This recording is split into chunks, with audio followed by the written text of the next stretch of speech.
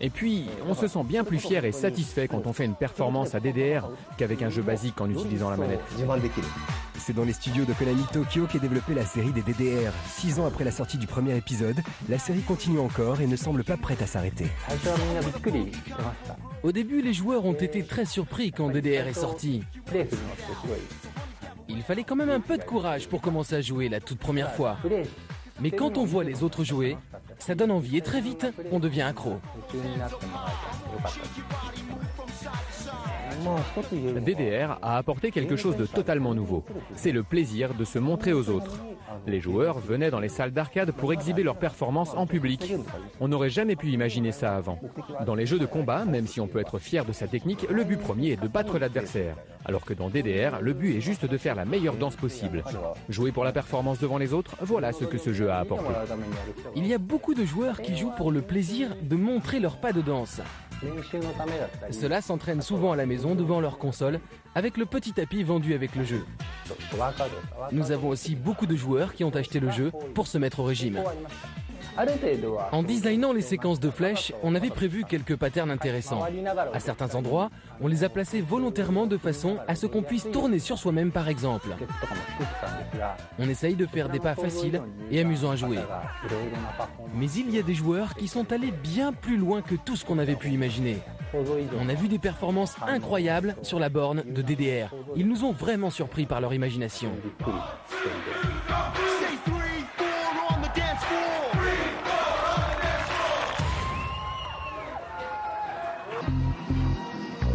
Nous sommes dans un game center du quartier de Ikebukuro, à Tokyo. Cette salle d'arcade est assez spéciale puisqu'elle s'est entièrement spécialisée dans le rhythm game. C'est le repère des amateurs du genre, l'endroit idéal pour trouver des joueurs dignes de ce nom. Pas besoin d'aller chercher bien loin, tout le monde ici sait que cet employé est tout simplement le meilleur joueur de DDR du Japon. Mais attention, il ne joue jamais pendant le service. Il faudra attendre la fin de sa journée de travail. Voici Fumiaki Ito, plus connu sous le pseudonyme de Yosaku. Oui, on a beaucoup entendu parler de lui. C'est un joueur plutôt connu. De par sa passion, il a beaucoup contribué à la renommée de Dance Dance Revolution. Après sa journée de travail, Yosaku se change et reste un peu dans la salle. Pour jouer à DDR, il paye sa partie, comme tout le monde.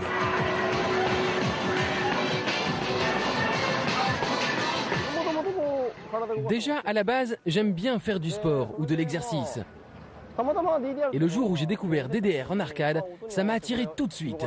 Et dès ma première partie, je suis devenu complètement accro.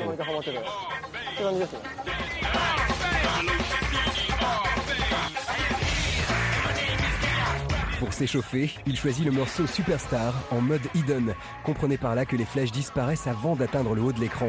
Ce mode nécessite beaucoup de concentration et d'anticipation. Malgré ce handicap, il enchaîne les perfects. En fait, le fun vient du challenge et de l'entraînement. D'abord, il faut réussir à terminer un morceau sans perdre. Ensuite, on recommence jusqu'à ce qu'on fasse un perfect sur chaque pas. Et ça continue comme ça.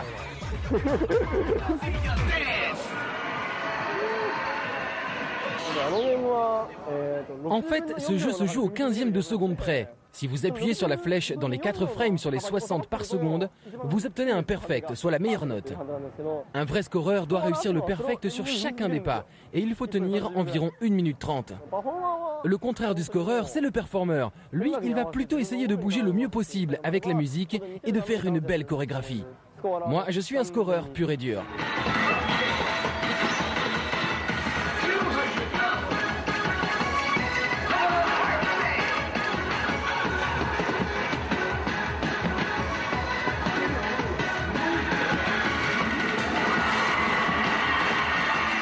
Yosaku vient de passer la barre des 300 combos, plus de 300 perfects d'affilée, à raison d'une dizaine de pas par seconde.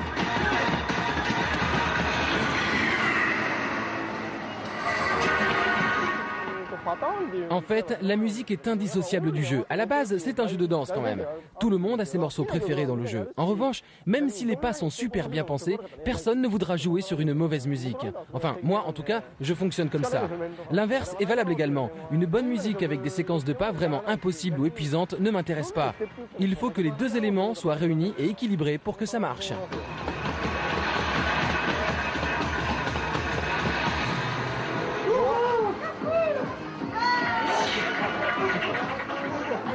y est, j'ai compris à quoi sert la rampe derrière.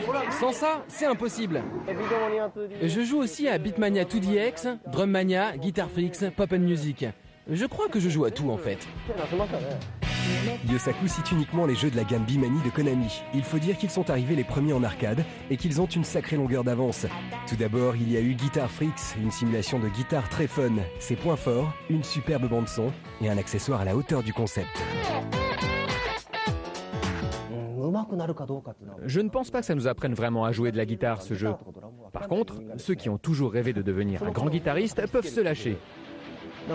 Moi aussi, j'ai joué un peu de la guitare et j'ai jamais été très bon. J'étais même assez mauvais. Donc, les gens comme moi peuvent avoir leur petite vengeance avec Guitar Freaks ou Drummania.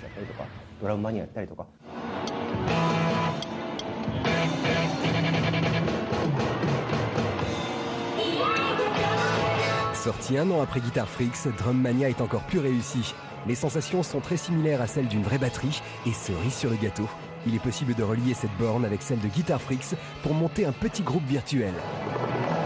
Juste après sa démo de DDR, Yosaku enquille dans la foulée sur une petite partie de Drummania, accompagné de 2 de ses amis à la guitare. Dans la salle, tout le monde se retourne pour les voir jouer.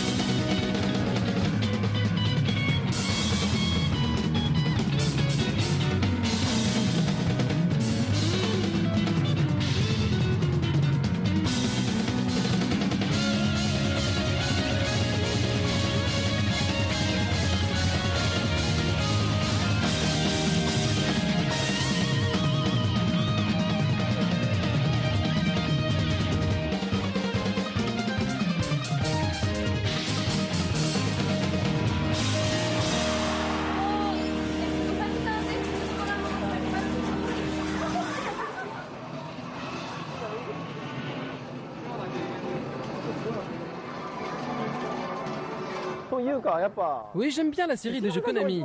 Bon, ils sont arrivés en premier et ce sont les meilleurs dans le domaine. Le concept est toujours le même depuis le début, c'est très simple de s'y mettre. Et puis, c'est leur jeu les meilleurs, c'est tout. Fort de leur bonne image dans le cœur des fans, Konami exploite le concept au maximum. Un autre de ses grands succès est Pop & Music, une alternative fun et colorée à Beatmania. Le concept est toujours le même, seul le style graphique musical et l'accessoire changent. Là encore, c'est le carton, déjà 10 épisodes sortis en 5 ans.